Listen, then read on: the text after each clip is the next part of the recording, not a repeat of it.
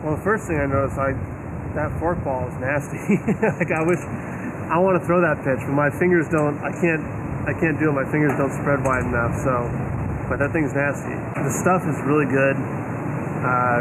True four-seam, backspin. So he's got that good life, hard fastball, and then that split that comes out just like the fastball and just disappears. Mechanically, he's very good. A lot of the Japanese pitchers are very good mechanically. I think the teaching from a young age over there is very good, and they all move. The lower house moves very well, and the way they like the arm spiral and stuff. So mechanically, he looks good. I think he does a really good job of once the arm spirals. Sometimes you see guys kind of fly out. But he does a really good job of directing everything to the plate, and so that's why everything comes out true. And the one thing I would watch out for is kind of tilts off a little bit towards first base. Sometimes you have to do that to really get on top of the ball, but I did that earlier in my career, and sometimes it caused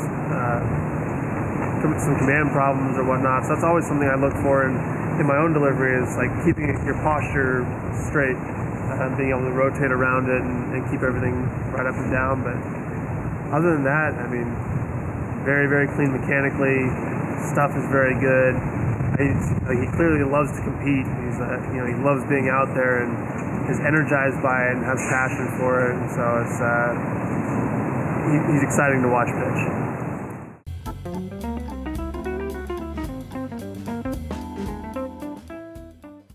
So the way his lower body, he keeps his hips his knees kind of rotated in for a long time.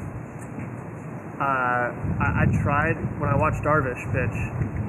When he came over, he did that really well too. I tried for a long time to do that. I can't do that. My hips are structured in a way that doesn't allow me to move that way. Matsuzaka, Iwakuma, almost all the Japanese guys move that way, and it's very efficient from a lower half standpoint, and I just can't do it. So just different pitchers are able to do different things, and that's one of the great things about this game, is so many different body types can all accomplish the same thing, So yeah, I think that's the biggest thing that I noticed that won't work for me.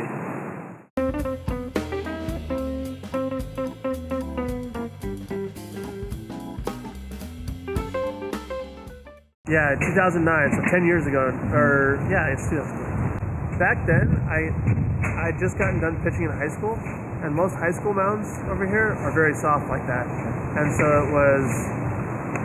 it was pretty similar. It would be different, I think, now going over and pitching on a softer mound versus MLB mounds that are really hard and sturdy. I could give you a better answer if I compared now, but back in high school, I didn't notice too much of a difference.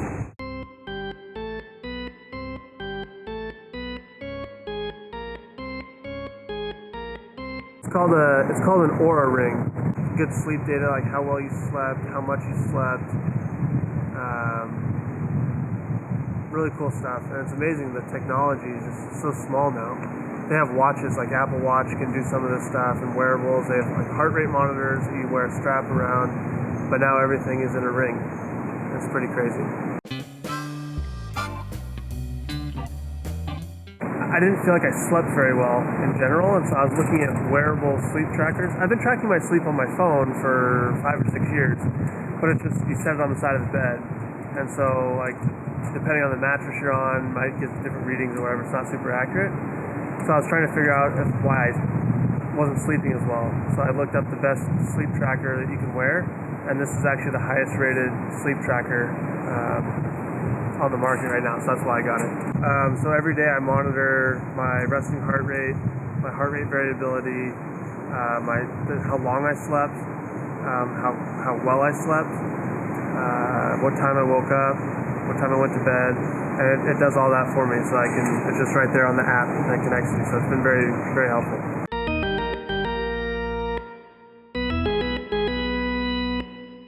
Yeah, actually, earlier this year, when we started the year, Brad Miller was on our team, and he had one. We hadn't even talked about it, but he had one on, and I was like, oh, that kind of looks like my ring, and it was the same thing. And I've talked to the guys in the clubhouse about it, and a lot of guys wear different types of stuff, like they have their Fitbit or their, just different things, but yeah, they're interested in it for sure.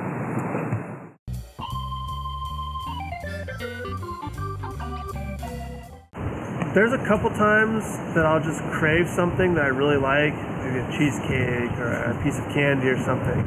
But primarily it's eating based on what's good for my body. I try to eat balanced meals, have vegetables, fruits, some carbohydrates, and protein. I log all my meals every day, so I can tell how much protein I've gotten, how much carbs I've gotten, and I can then compare that to how my body feels, how my body looks, like my composition and stuff like that, and zero in on exactly what is best for me right now. Because that changes as you get older. What I eat now is not what I ate when I was 21, and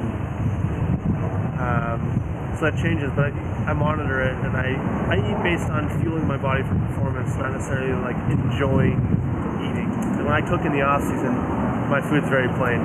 I'll cook a pork chop with no sauce, and then some rice. And maybe I'll use a little bit of salt, but it's vegetables with just vegetables. It's very clean.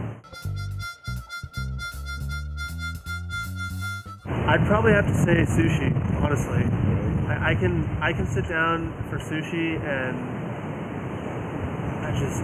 I'll eat for hours. I love it. Some of those all-you-can-eat sushi places, and you bring out one roll and just eat it, and order another one, and like I'll go through 5, 6, 7 rolls sometimes. Salmon sashimi with some soy sauce. It's like, I love it. No, that was actually when I went to Japan in 2009. I didn't try any sushi, and that's one of like the biggest regrets, because I wanted to try the local stuff and I just never did. And when I go back to Japan this off season, that's like one of the first things I want to do, is I want to go get like real authentic sushi and see if there's a difference, or just enjoy it. Because I'm looking forward to that. Sometimes, yes, depending on the time of the game. Our organization does a really good job of making sure that the food that we get on the road is good quality, and the food we get at home is obviously good quality. So I've been very fortunate to be in an organization that values that. The majority of the times after the game, I can get something that's healthy and good. Sometimes I want to go out with I'm with a friend, or my agent's in town or something, and we'll go out to dinner or somewhere. But primarily, I eat at the field. Yes, definitely. They changed the rules now so that the visiting team will dictate what kind of food. The visiting clubhouse kitchen has to submit a menu, and the team can say yes or no, and they work together on making sure that the food is up to their standards. So home quality clubhouse food is going up, visiting on the road food is going up. The quality of it, I think think it's because teams are understanding how important that is to keeping their athletes healthy and performing well.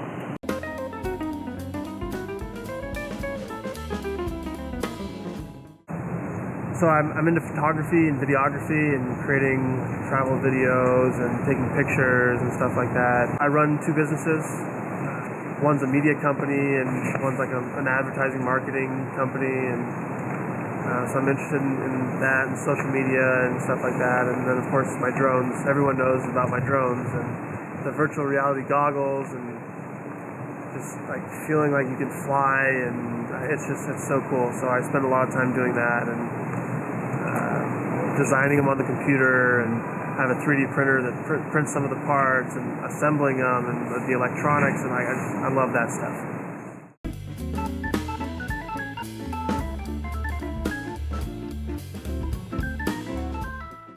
So when I first came up into the league, that was me. I would be at the field, I'd think about baseball, then I would go home and I would think about my time at the field and how can I get better, what did I do well, like, let me think about this, let me watch this video, let me study this, and like that's how I was my entire life. And then I got to a point where I've studied enough, and I realized also that I need to have some other stuff that I'm thinking about, so I drive myself crazy thinking about a bad performance. And so I guess to those players, like, I wouldn't say it's a bad thing to think about baseball all the time, but just be careful that you don't let that affect your mood. And if it starts to negatively affect your mood, make sure you have a hobby and something that you love to do outside of the game that can make you happy. And that's the biggest thing. I spent a lot of my time early in my career being very unhappy as a person because all I did was baseball, and when baseball wasn't good, that meant I wasn't good, and I wasn't happy. So now I can be happy even if baseball's not as good. And I don't think it takes away from how good I can be on the field.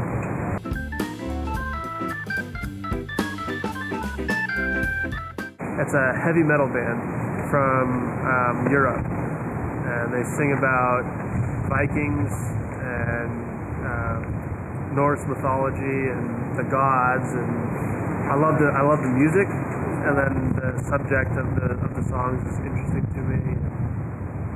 But yeah, I love heavy metal, but I also like kind of dancey, summery music, like Elenium and Marshmallow and Kygo and stuff like that. Just kind of happy, like light music too.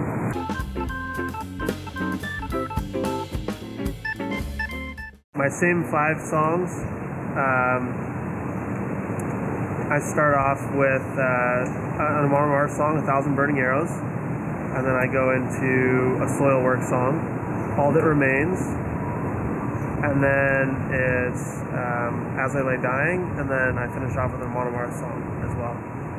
So I have my same 5 songs I listen to. I put my headphones in right before I come on the field. I listen to them while I'm throwing, and then when I go throw in the bullpen, I take them off, and it kind of helps me get locked in and ready to pitch and in the right mindset.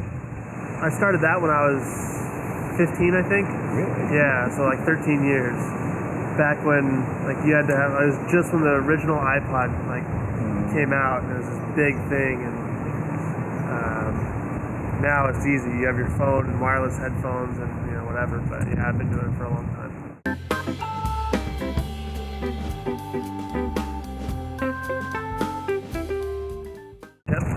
Yeah, I got my scar right there. Yeah. So that was a new drone that I designed and built, and I went out earlier that day and I tested it, and it flew, and then midway through the flight it just kind of like spiraled out of the air. And that's happened before, so I knew how to test it. So I went home, and how you test it is you plug it in, and then you stand back, and you turn the propellers on, and then you can see which one isn't spinning, and you know which one to fix. For whatever reason, that it had a short in the board or something, and so I plugged it in, and this propeller up here spun all the way up, and it cut me 3 times before I could get my hand out of the way. But that's the only time it's ever happened. I've never had that happen before. It hasn't happened since, and it helps get my mind off of other things, and I really enjoy it. And so now I take precautions every time I plug it in. I make sure that I put my feet against the propellers so that they can't spin, and I make sure my hands are out of the way. I take a lot of precautions now to make sure it doesn't happen again.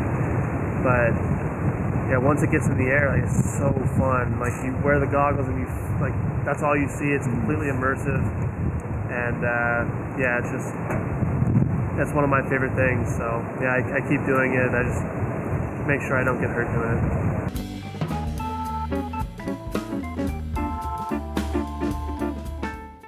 They were very kind about it. They were very understanding, and like I really appreciate how they handled it, because obviously it's a big time of the year, and a lot of people were depending on me, and it was a complete accident, but it's still at a time of the year when it could have been handled a lot differently by the organization, and I'm very thankful that they handled it the way they did. Everyone was very supportive and stuff. So yeah. But anyway, that's my drone story. That's my hobbies. I'm Trevor Bauer. Thank you for watching. I'll see you next time.